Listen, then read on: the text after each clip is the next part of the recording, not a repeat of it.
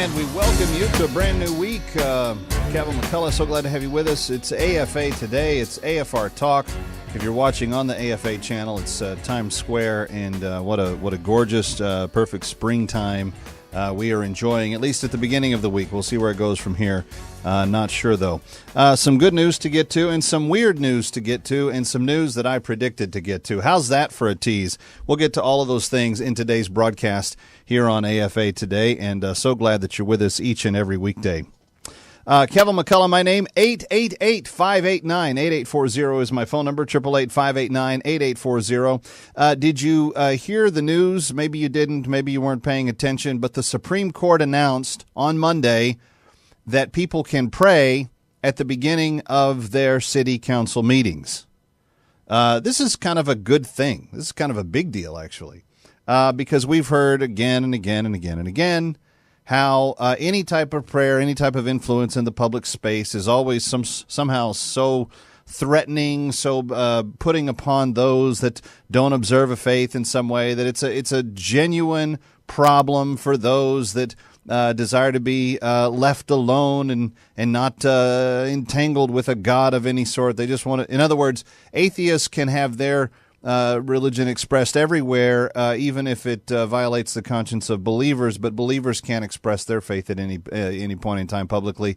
The Supreme Court kicking that down today. And I think it's kind of an interesting dilemma legally for the course of future prayer, public prayer, because you obviously have. It would have been easy to see how perhaps the court might have said, separation of church and state, it's not a constitutional idea. The separation of church and state is not constitutional. That framework, that wording, that whole concept, not from the Constitution at all. But the interesting thing about this is that they sided with it and said, hey, there's no requirement for people to participate, and they're not in any way putting themselves into a place of manipulation of others that are there. So I kind of am encouraged by this. I don't know about you, but I think it's a good ruling for us, and a good move from the Supreme Court. Again, if you're just joining us, the Supreme Court this morning saying city council meetings can begin with prayer, even if that prayer tends to focus a higher percentage of the time on the Christian faith as opposed to others. Very, very interesting ruling, and the Supreme Court coming to the aid of the free expression of one's faith and of religious belief. And that is something we don't see a lot of in the courts right now. That is something we have not seen much of at all, in fact, in many of the court cases that have been headed the Supreme Court's way. We certainly have yet to really see that defined in the Obamacare cases. Now, that's not to say that there aren't some coming up that could really give an opportunity to reinforce this. But I'm encouraged by this. I think this is a good sign. And I think it's a good sign, too, because I think prayer is really the solution of what our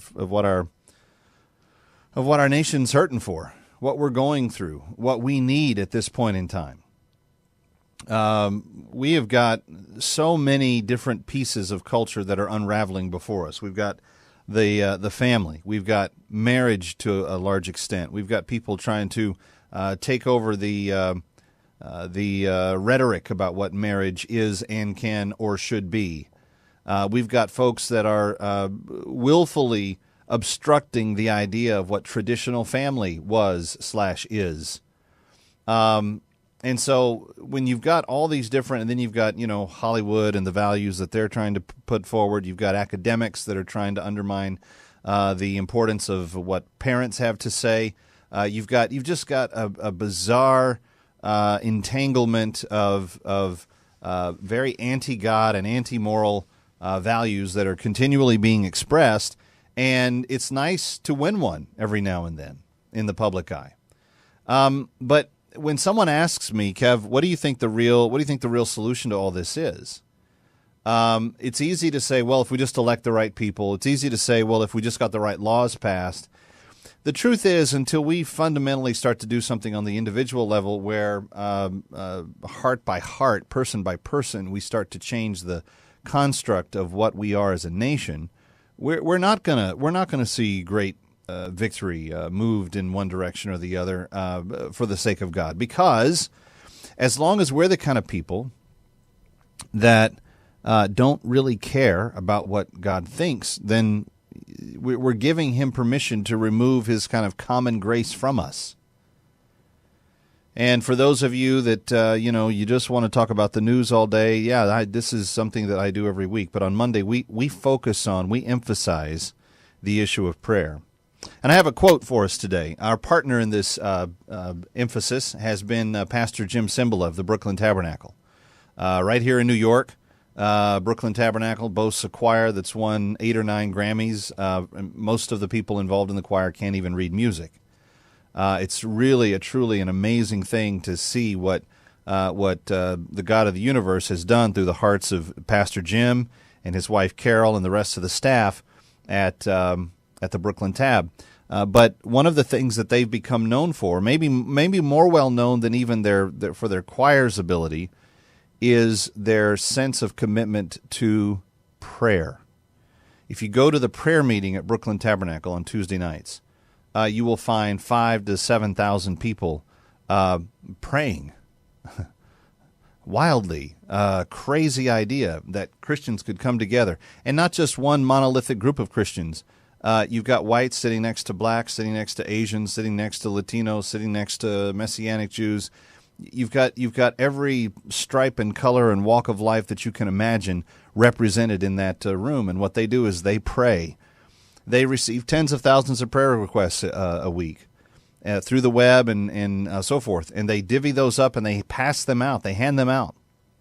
And so when you go into the prayer meeting on Tuesday night, you have a prayer request in your hand. Now, the Brooklyn Tab's not my home church. I don't attend there. I do go out frequently for the prayer experiences and for some of the worship, but it is really an amazing thing. And what God has done in response to all that prayer is change people's lives, turn drug dealers into evangelists, turn prostitutes into women that are very, very concerned about the welfare of children and the future of their community and of their families. Really, really a cool thing to see. So anyway, Jim Cymbala, the pastor of that group, who says that when he showed up at Brooklyn Tab, his sermons were so bad he put himself to sleep. He has been really identified as a man who seeks God and who prays. And this is what he said the week of resurrection. He said, serious prayer is born out of a sense of need, out of the knowledge that we must ask God to intervene. Let me read that for you again.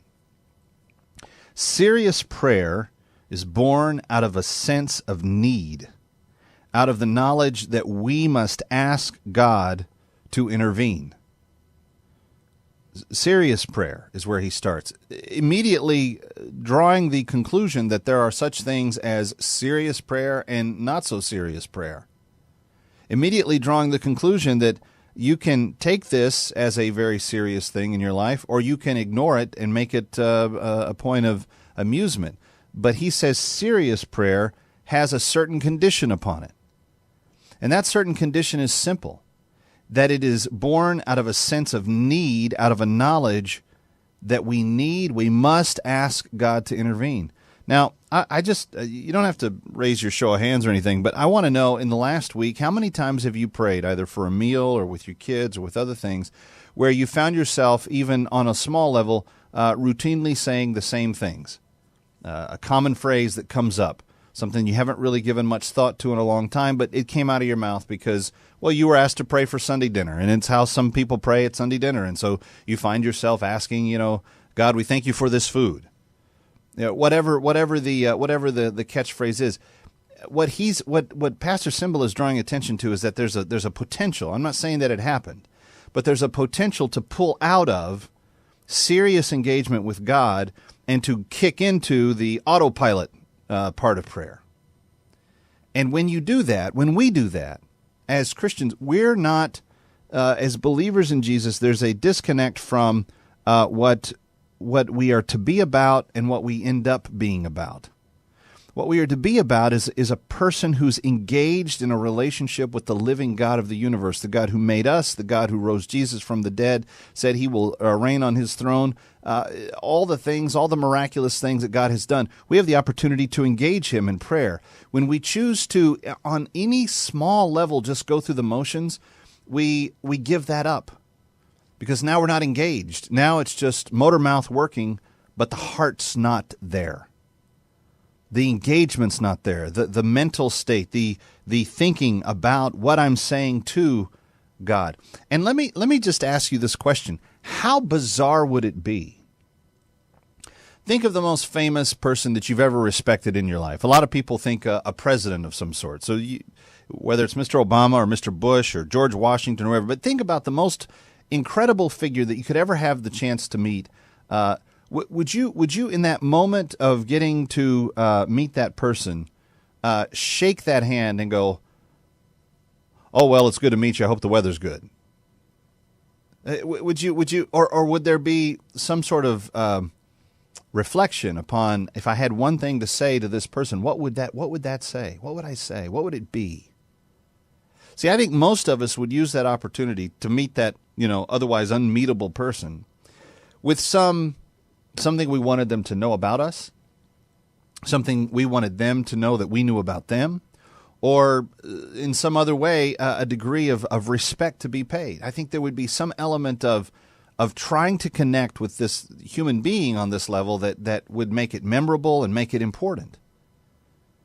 Friends, when we pray, and we have the opportunity to do so 24 hours a day, 7 days a week, we have the opportunity to engage a person who is not a human being but is still fully a person that dwarfs all of the most famous people on earth that ever lived combined by millions of times over in terms of the importance of who this person is. And yet, when we engage, there's oftentimes this lack of seriousness, this lack of need to say to him in some way that you're important and I want this to be memorable. See, there's a heart that can choose to engage, or there's a heart that can choose to put it on autopilot. And what Pastor Cymbala is simply pointing out to us, he's saying serious prayer is born out of this overwhelming sense and need that we must ask God to intervene. And friends, if we're not praying that way, if we're not engaged on that level, then we have no real right to expect God to move. Because, see, I believe this. I believe that we have no expectation of God to move except to the degree that we have labored in prayer with him. So, those who pray and just go through the motions oftentimes have trouble expressing a sense of real need, as are those who seem to have it all together. There's different reasons why we go through the motions, but whatever the reason is, it doesn't matter. Pastor Cymbala is dead on the money this week. If we do not realize and then admit that we need God to intervene in our lives, then we are not praying in a serious way. To what degree do you and I need to get serious about the focus of our prayer this week? Ask God to give you a greater sense of need on him and see if he doesn't answer that prayer. I know the answer to that. I think that he will. But the question will be, will you take advantage of it? Will you engage that most important person? We send these prayer focuses out every Monday. They usually come out right before we get on the air with AFA Today on Monday in the middle of the day. Would you like to join the prayer focus group? It's easy, pray2014.com, and start getting these in your inbox every Monday. But a good reminder, our serious need for God to intervene in our lives. It's the key that makes prayer effective in every way. And thanks to Pastor Cymbala for providing it for us today. Kevin McCullough, glad to be with you. When we come back, the news that you need to know, to think about, to react to, we'll talk about all of it, including this story of that, you remember that Episcopal bishop that nearly ripped his church completely in two? We have an update on Gene Robinson. I'll tell you about that coming up. Stay with us.